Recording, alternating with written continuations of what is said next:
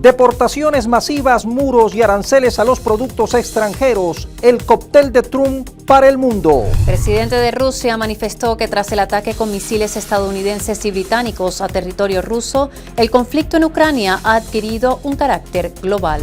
Asamblea Nacional aprueba una verdadera ley libertador Simón Bolívar en rechazo al mal uso del nombre del padre de la patria.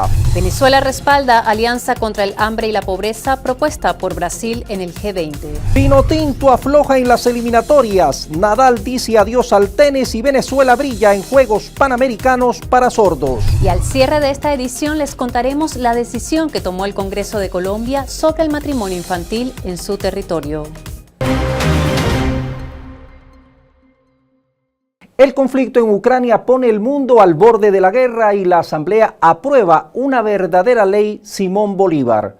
Estos nuestros titulares. Bienvenidos, Melanie.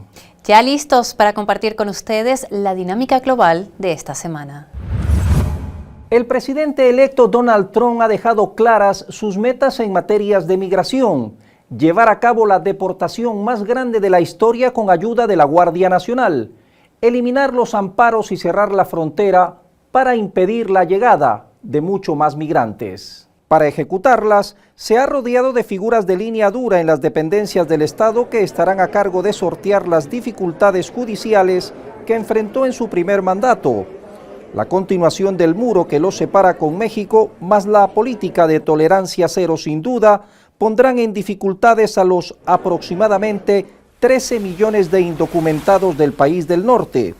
A todo esto se suma la anunciada guerra comercial contra China y contra todo aquello que ésta fabrica y que ingresa al mercado norteamericano, lo que presagia un mundo convulsionado, tanto en lo social como en lo económico. En lo militar, su anuncio de terminar la guerra con Ucrania en 24 horas no pasa de ser un mero anuncio de campaña, aunque lo que sí es real es la disminución de fondos para ese país, así como para la OTAN.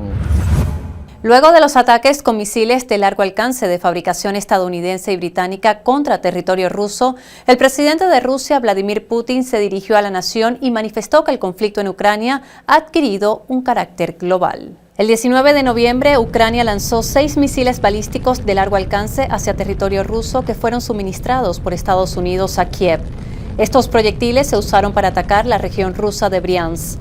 2 días después, se usaron misiles de largo alcance británicos contra la región de Kursk. En ninguno se lograron los objetivos fijados por el enemigo porque fueron derribados por el sistema de defensa aérea ruso. En respuesta al uso de estas armas, Vladimir Putin confirmó que el 21 de noviembre las fuerzas rusas lanzaron un ataque combinado contra una de las instalaciones del complejo militar industrial ucraniano. El mandatario informó que se puso a prueba uno de los sistemas de misiles de alcance medio más nuevos de Rusia, que es inmune a todos los sistemas antiaéreos del mundo. Explicó que se trató de un misil balístico sin ojivas nucleares. En sus declaraciones, Vladimir Putin recordó el derecho que tiene Rusia de atacar las instalaciones militares de aquellos países cuyas armas ataquen territorio ruso, al tiempo que destacó que ningún país actualmente cuenta con los medios para contrarrestar las armas avanzadas de Rusia. El Consejo de Estado de Colombia denegó la medida cautelar y mantiene la investigación del Consejo Nacional Electoral contra el presidente Gustavo Petro. La medida pretendía suspender de forma inmediata la investigación por supuestas irregularidades en la financiación de su campaña en el 2022. Según el tribunal, no existe un riesgo probable de que el proceso judicial en curso pueda provocar un perjuicio irremediable en el acusado, aunque de ser hallado culpable podría ser destituido de su cargo.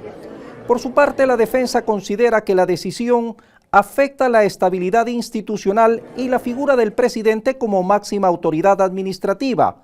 Considera además que el CNE se está extralimitando en sus funciones y vulnera el fuero de Petro como jefe de Estado. Y Estados Unidos volvió a vetar este 20 de noviembre en el Consejo de Seguridad de la ONU un proyecto de resolución que exigía un alto el fuego inmediato e incondicional en la Franja de Gaza y pedía además la liberación de todos los rehenes. Los que estén a favor del proyecto de resolución que figura en el documento S/2024 diagonal 835, tengan a bien alzar la mano. Los que estén en contra. El resultado de la votación es el siguiente: 14 a favor, un voto en contra, ninguna abstención. No queda aprobado el proyecto de resolución debido al voto negativo de un miembro permanente del Consejo. Esta es la cuarta vez que Washington bloquea resoluciones con disposiciones para un alto el fuego en la Franja de Gaza, enclave asediado y víctima de un genocidio que se intensificó desde el 7 de octubre de 2023. Desde entonces, el número de muertos por los ataques israelíes supera los 44.000 y más de 104.000 han resultado heridos. Los ataques aún continúan.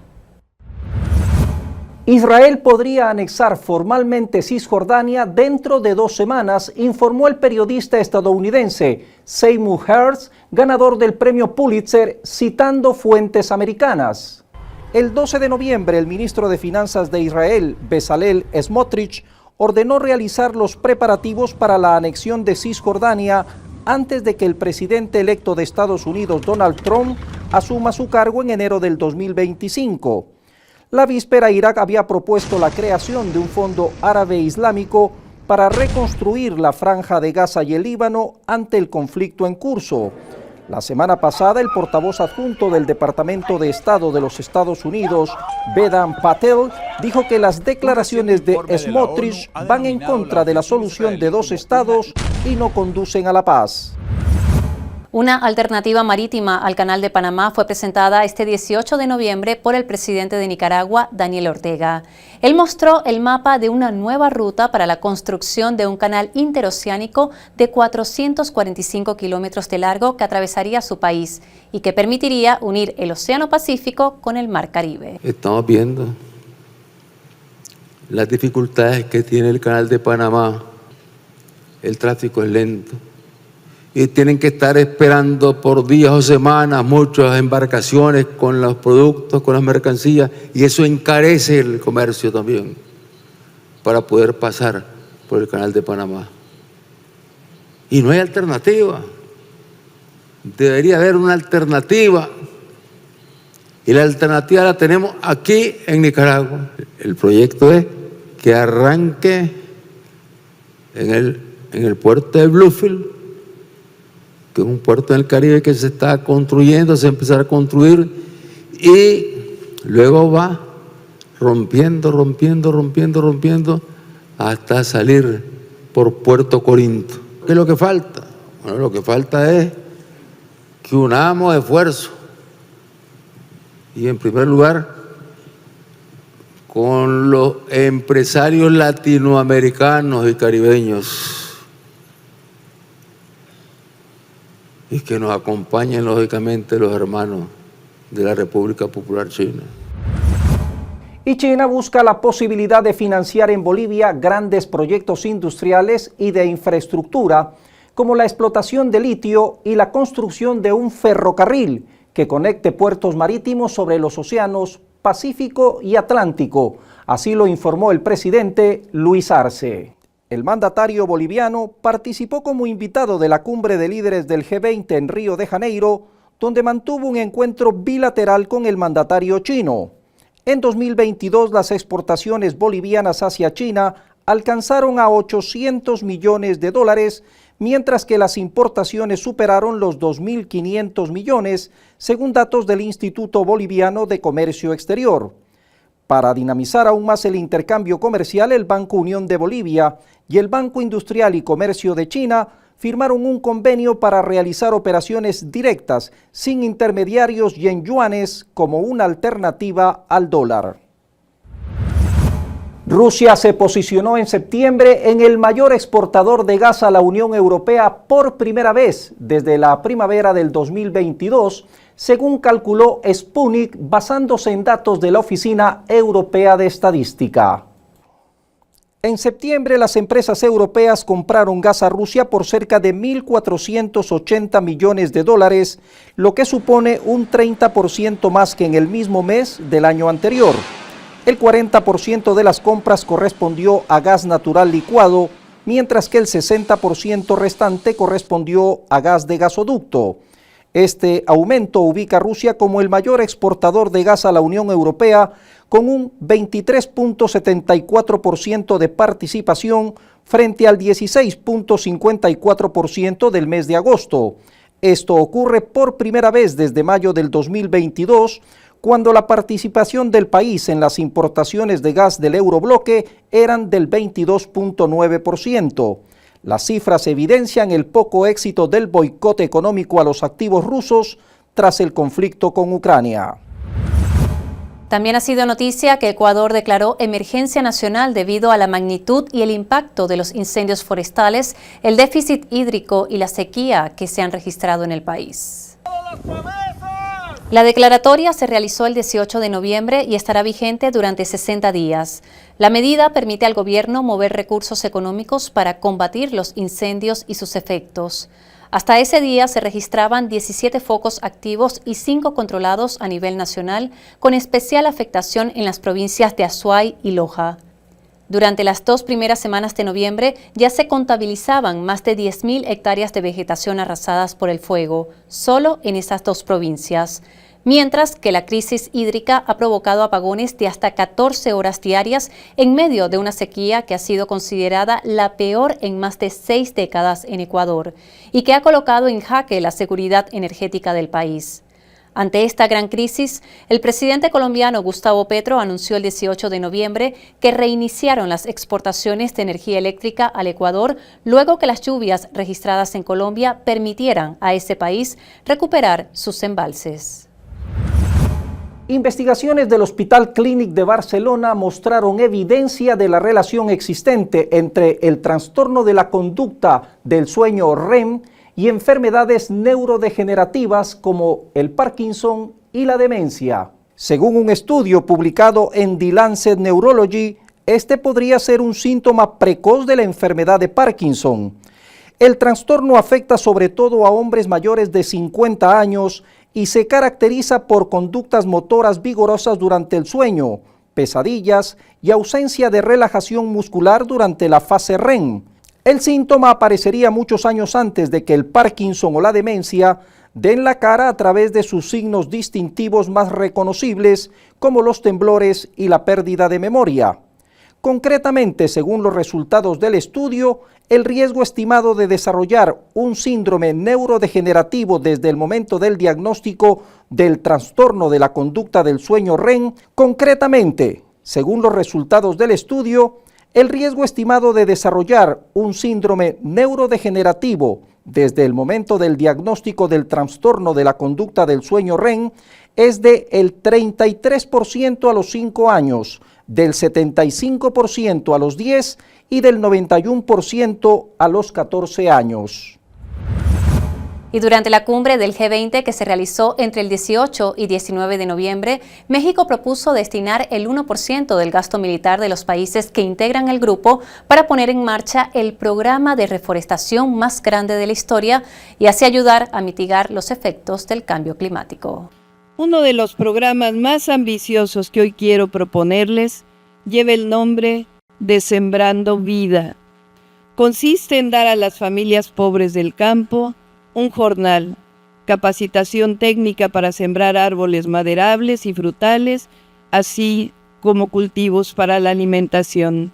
La propuesta es establecer, para empezar, un fondo que destine el 1% del gasto militar de nuestros países para llevar a cabo el programa de reforestación más grande de la historia.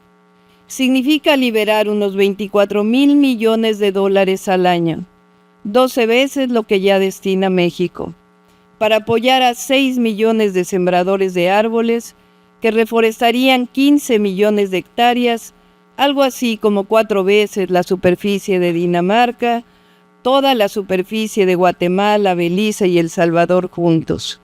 Con ello, ayudaríamos a mitigar el calentamiento global, restauraríamos el tejido social, ayudando a las comunidades a salir de la pobreza. La propuesta es, pues, dejar de sembrar guerras. Sembremos paz, y sembremos vida. Las nuevas imágenes del Sol captadas por la misión Solar Orbiter revelan las vistas de mayor resolución de la superficie visible de nuestra estrella obtenidas hasta la fecha, develando manchas solares y un gas cargado de continuo movimiento denominado plasma. Las imágenes podrían proporcionar a los heliofísicos nuevas pistas que ayuden a develar los secretos del Sol como nunca antes. Las imágenes, publicadas recientemente, muestran diferentes aspectos dinámicos del Sol, incluidos los movimientos de su campo magnético y el brillo de la corona solar ultracaliente o atmósfera exterior. Solar Orbiter, una misión conjunta de la Agencia Espacial Europea y la NASA que se lanzó en febrero del 2020, orbita el Sol desde una distancia media de 42 millones de kilómetros.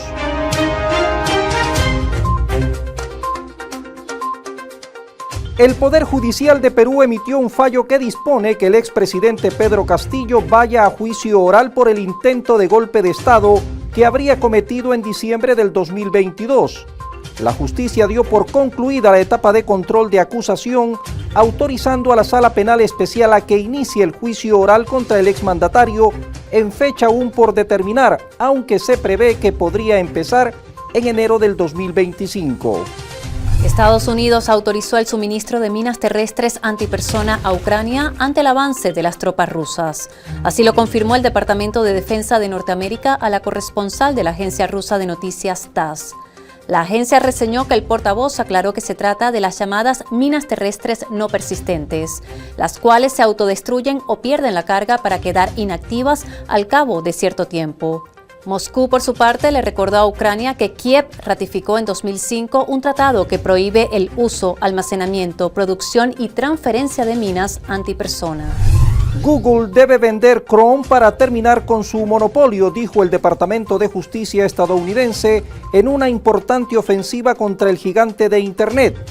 En una presentación judicial, el Departamento de Justicia instó a una reorganización del negocio de Google que incluya la prohibición de acuerdos para que Google sea el motor de búsqueda predeterminado en los teléfonos inteligentes y le impida explotar su sistema operativo móvil Android. Primer ministro de Israel, Benjamín Netanyahu, ofreció una recompensa de $5 millones para quien logre liberar a un rehén israelí cautivo por Hamas desde octubre de 2023. Cualquiera que ayude a devolver a un rehén encontrará un camino seguro para salir él y su familia. También ofrecemos una recompensa de $5 millones por rehén. El juicio por violación de Giselle Pelicot será un testamento para las generaciones futuras, destacan algunos juristas. Tras 11 semanas de audiencias y un desfile de unos 50 acusados ante el Tribunal Penal de Aviñón, el proceso entró en su fase final con alegatos de los abogados de la víctima. La mujer destacó que este es el juicio de la cobardía. Pelicot, que sufrió centenares de violaciones a manos de hombres que su marido reclutaba por internet, añadió que es el momento de que la sociedad machista, patriarcal que banaliza la violación, cambie. La Corte Penal Internacional emitió este 21 de noviembre órdenes de detención contra el primer ministro de Israel, Benjamín Netanyahu, y el exministro de Defensa del país hebreo, Yoav Gallant, por crímenes de lesa humanidad y crímenes de guerra cometidos desde el 8 de octubre de 2023 en la Franja de Gaza. Las órdenes de captura han sido aprobadas 6 meses después de la petición presentada por los fiscales de la CPI. Desde Israel se mostraron indignados por las acusaciones en su contra y tildaron a la Corte Penal Internacional como un organismo políticamente parcial y tendencioso. Dada la baja tasa de natalidad de la población nativa y su consecuente envejecimiento, el gobierno de España aprobó un cambio legal para impulsar una regularización masiva de inmigrantes en el país y flexibilizar sus normas de extranjería. Según las previsiones del ministerio, aproximadamente 900.000 extranjeros en situación irregular podrían legalizar su situación en el país en los próximos 3 años, gracias a los cambios aprobados en el reglamento de extranjería. La India aprobó por primera vez un misil hipersónico de largo alcance. El ministro de Defensa indio, Rajnath Singh, calificó el exitoso vuelo como un logro histórico y destacó que la prueba, realizada el pasado 16 de noviembre, sitúa a la India entre un grupo selecto de países que cuentan con tecnología militar avanzada. Ciclón bomba mató a por lo menos 2 personas y deja sin electricidad a 500,000 de hogares en el noroeste de Estados Unidos, provocando fuertes vientos y lluvias en la región, cortes de electricidad generalizados, así como la caída de árboles. El sistema de tormenta se denomina así cuando un ciclón se intensifica rápidamente.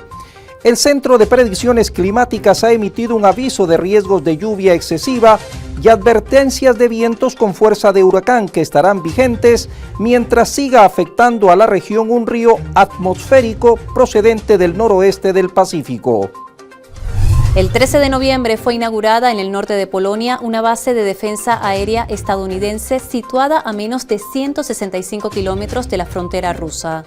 La base está diseñada para detectar e interceptar ataques con misiles balísticos de corto y mediano alcance como parte de un escudo antimisiles más amplio de la OTAN. En la ceremonia oficial, el presidente polaco Andrzej Duda declaró que el mundo verá claramente que esa ya no es una esfera de influencia rusa. El Kremlin, por su parte, señaló que la base supone una amenaza para Moscú y es un intento de contener el potencial militar de Rusia. La presidenta de México, Claudia Sheinbaum, aseguró que la desaparición de 8 órganos autónomos, incluido el denominado Instituto Nacional de Transparencia, Acceso a la Información y Protección de Datos Personales, ayudará a que no existan actos de corrupción en el gobierno que encabeza. También expresó que se forjarán mecanismos para que, de manera obligatoria, todas las dependencias del gobierno federal cumplan con los requisitos de transparencia que se estipulen.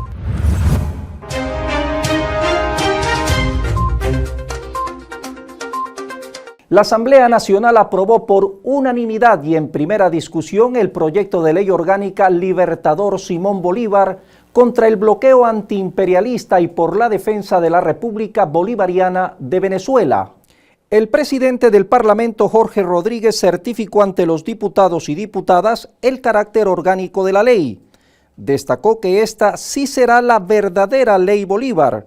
Esto en rechazo a la reciente aprobación por parte de la Cámara de Representantes de los Estados Unidos de un proyecto de ley llamado como el Libertador de Venezuela y que plantea sanciones contra su tierra de origen.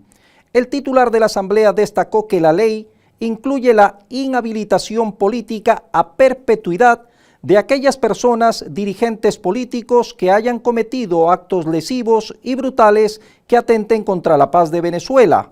Indicó además que aplica la ley de extinción de dominio a aquellos dirigentes de la extrema derecha que aplauden la ley HR 825 de Estados Unidos que busca incrementar las medidas coercitivas unilaterales contra Venezuela. Y el 15 de diciembre habrá nuevas elecciones en Venezuela, esta vez para escoger a 30.000 jueces de paz comunal, entre principales y suplentes. Para eso ya se han definido 5.000 circuitos comunales que corresponden a 3.643 comunas y agrupaciones de consejos comunales. Vamos a escoger hasta 3 jueces de paz con sus correspondientes suplentes en cada circuito comunal. ¿Qué quiere decir eso? Que el día 15 de diciembre, presidente, se escogerán 30.000 juezas y jueces de paz. 15.000 juezas y jueces de paz principales y 15.000 jueces y juezas de paz suplentes. Se va a hacer con el auxilio del Consejo Nacional Electoral y del Plan República. Se habilitará un centro de votación por cada uno de los circuitos comunales, quiere decir 5.000 centros de votación. Podrán votar todos los habitantes del circuito comunal mayores de 15 años, porque la ley establece la participación de las jóvenes y los jóvenes que además tienen una muy activa intervención en los asuntos de las comunas y de los consejos comunales. Durante la instalación de la Comisión Electoral Nacional para la elección de los jueces de paz comunal que se realizó el 20 de noviembre, también se informó que los candidatos serán postulados por los consejos comunales, las asociaciones de vecinos o por iniciativa propia.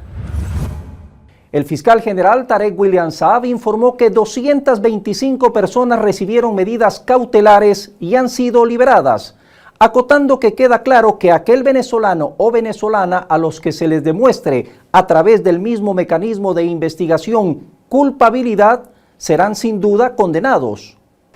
Va a haber justicia a favor de las 28 personas asesinadas, las 195 personas heridas.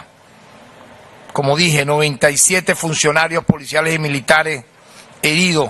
El Ministerio Público, en su búsqueda de esclarecer las responsabilidades, ha realizado un total de 1.192 experticias y han sido realizadas, además, 107 reconocimientos médicos. Muy importante esto.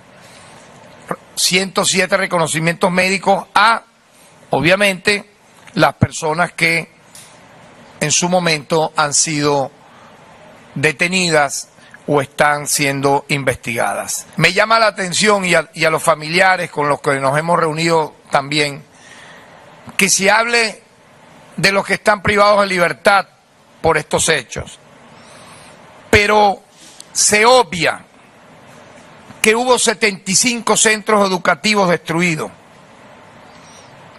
41 centros de salud prendidos en fuego, 254 módulos policiales vandalizados. Y el presidente de Venezuela, Nicolás Maduro, respaldó la alianza contra el hambre y la pobreza propuesta por Brasil durante la cumbre anual del G20, que se realizó entre el 18 y 19 de noviembre en Río de Janeiro. Hasta ahora se han sumado 81 países, 26 organizaciones internacionales, 9 instituciones financieras y 31 fundaciones filantrópicas y organizaciones no gubernamentales. Creo que el discurso de Lula fue una pieza para la historia. ¿Cómo va a haber más guerras ahora, más amenazas? ¿Hasta cuándo? Dijo, la gran alianza que hay que hacer ahora no es por la guerra, es la alianza contra el hambre y la pobreza.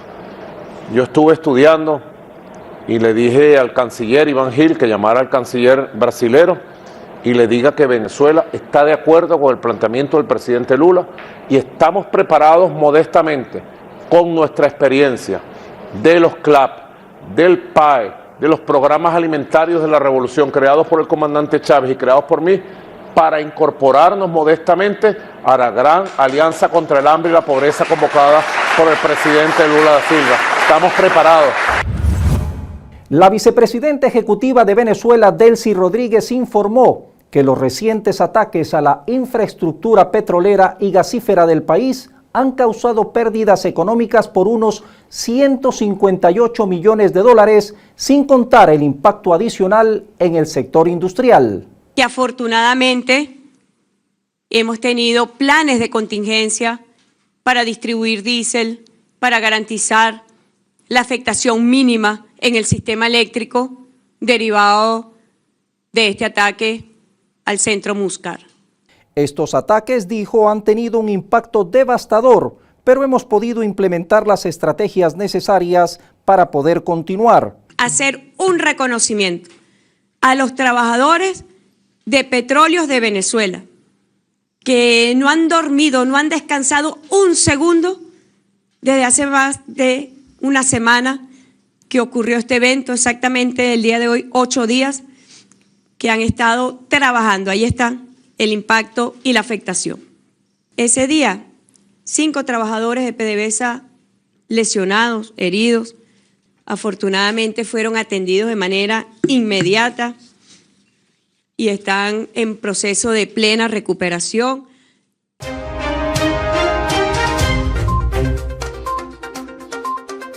La Alianza Bolivariana para los Pueblos de Nuestra América, Tratado de Comercio de los Pueblos, rechazó el proyecto de ley denominado Bolívar aprobado por la Cámara de Representantes de Estados Unidos tras considerar que arreciará el bloqueo económico contra Venezuela. Destacaron que de acuerdo con el texto, el proyecto busca inmiscuirse en asuntos internos del país caribeño y afectar su recuperación económica. El Parlamento venezolano anunció la conformación de una comisión especial para legislar sobre las redes sociales y su impacto en la población. Conformar una comisión especial integrada por miembros de las comisiones permanentes de Familia, Educación, Salud, Ciencia y Tecnología y Política Interior para que se inicie la legislación desde esta Asamblea Nacional sobre las redes sociales y el impacto que tienen sobre nuestra población y especialmente sobre nuestras niñas y nuestros niños. El presidente de Petróleos de Venezuela, PDVSA, Héctor Obregón Pérez, afirmó que tras los recientes ataques que ha sufrido la industria petrolera, los trabajadores están en pleno proceso de reajuste, revisión y reanimación de todas las áreas operacionales a fin de garantizar la tranquilidad de la población venezolana. Destacó que junto a la clase trabajadora petrolera, gasífera y petroquímica abordan esta nueva ofensiva terrorista que intenta detener el desarrollo económico del país. Venezuela envió este 21 de noviembre otras 200 toneladas de ayuda humanitaria a Cuba, luego que la isla fuera impactada recientemente por varios desastres naturales. Estamos hablando de más de 200 toneladas de ayuda, materiales de construcción, materiales de apoyo a las comunidades. Estamos hablando de más de 54.000 elementos que van dentro de estos contenedores, más de 20 contenedores, y esperamos que en los próximos 4 o 5 días pueda estar arribando a los puertos, en este caso de Santiago de Cuba.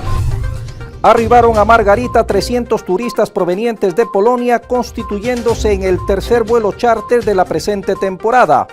La ministra para el Turismo, Leticia Gómez, lo dio a conocer acotando que ya son 12.367 turistas polacos los que han visitado el país. En el 2023, un total de 4.000 turistas polacos se movilizaron al país con la operación Charter Polonia-Venezuela, cuyas expectativas se aspiran multiplicar con miras al 2025, no solo de ese país, sino de otros que se han mostrado muy interesados. Vicepresidenta ejecutiva y ministra de Petróleo Delcy Rodríguez invitó a las empresas privadas que conforman la Cámara Petrolera de Venezuela a invertir en el sector de los hidrocarburos. La alta funcionaria manifestó que todos son corresponsables en el objetivo común de desarrollar al máximo las grandes potencialidades energéticas y económicas del país. El gobierno de Venezuela instó a la UNESCO a avanzar hacia un nuevo orden internacional de la comunicación que regule estas dinámicas y proteja la vida, los derechos humanos y la paz.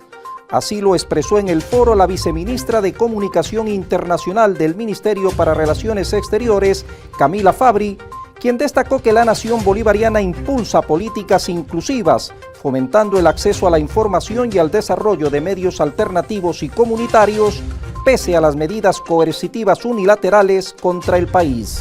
La Embajada del Líbano en Venezuela realizó una ceremonia de ofrenda floral en ocasión de los 81 años de la independencia de la República Libanesa en el conjunto monumental Panteón Nacional.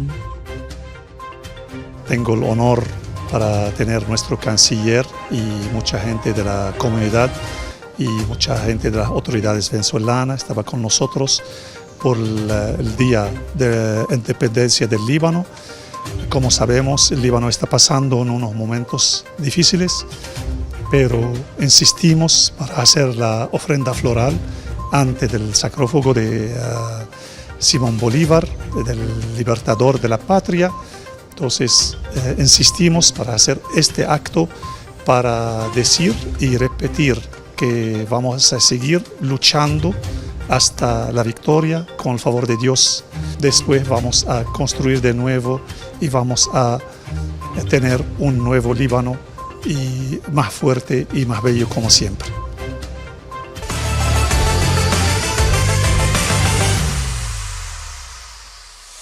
Mientras la Vinotinto se aleja un tanto del Mundial, su delegación en los Panamericanos de Sordos brilló. Todo ello en medio del adiós de un grande del tenis, Rafael Nadal. Y se complica la clasificación Vinotinto al Mundial del 2026 tras la derrota ante Chile por 4-2 y el empate aquí ante Brasil a un tanto. Los dirigidos por el Boche Batista no reencuentran el ritmo de la Copa América y ya se alistan para la próxima fecha en marzo del 2025 ante Ecuador en la ciudad de Quito. Venezuela consiguió 18 medallas en la sexta edición de los Juegos Panamericanos de Sordos efectuados en Brasil. La delegación nacional participó en 8 disciplinas diferentes: baloncesto 3x3, futsal masculino, ajedrez, karate-do, tenis de mesa, taekwondo, atletismo y natación, obteniendo el cuarto lugar en el medallero entre 13 participantes. Y en lo internacional, la leyenda del tenis español Rafael Nadal le dijo adiós a su carrera con una derrota ante Países Bajos en Málaga en la disputa de la Copa Davis. Con 92 títulos y más de 1000 victorias, el ibérico marcó una época en el deporte de la raqueta, dejando como posible sucesor a Carlos Alcaraz.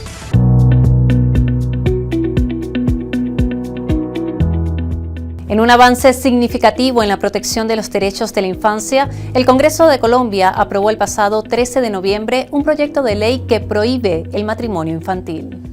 La iniciativa, conocida como Son Niñas, No Esposas, y que había sido presentado 9 veces ante el Congreso, no solo impide el matrimonio infantil, sino que también permite a menores ya casados o en uniones de hecho anular esos compromisos. La normativa, que será enviada al presidente Gustavo Petro para su sanción, también contempla la creación de un programa nacional destinado a apoyar los proyectos de vida de niñas, niños y jóvenes. Según reseña el portal web de Telesur, aunque Colombia ha firmado y ratificado convenios internacionales que prohíben el matrimonio infantil, el Código Civil del país aún permite que jóvenes desde los 14 años contraigan matrimonio con el consentimiento de sus padres o tutores legales.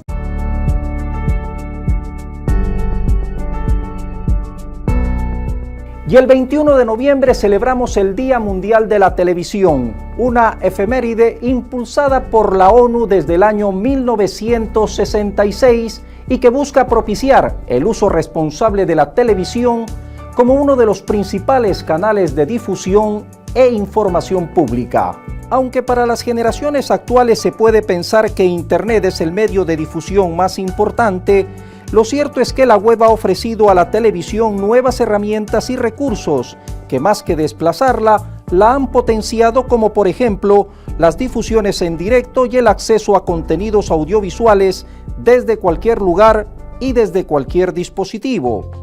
La idea central de este día, que puede ser extrapolada al resto de los medios de comunicación, es que la televisión sirva como agente de difusión de noticias e información relevante y enriquecedora para los habitantes del mundo. Programas que promuevan la cultura de paz, que eduquen para mejorar las capacidades de desarrollo económico de las naciones y a la vez que brinden información veraz y fidedigna de sucesos importantes. Así, la dinámica global esta semana. Como siempre, por acompañarnos. Muchas gracias.